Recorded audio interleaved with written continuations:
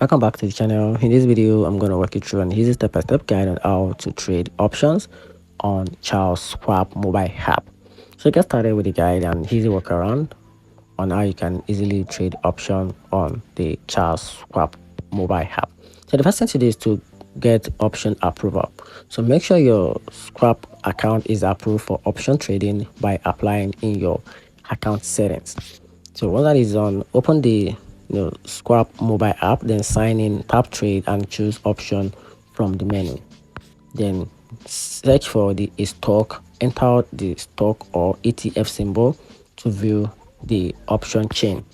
Then select the contract and strategy, pick your desired expiration date, and strike the price. Then choose buy to open or sell to open.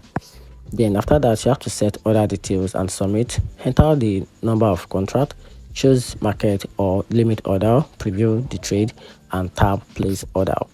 And that's how you can easily trade option on Schwab mobile app.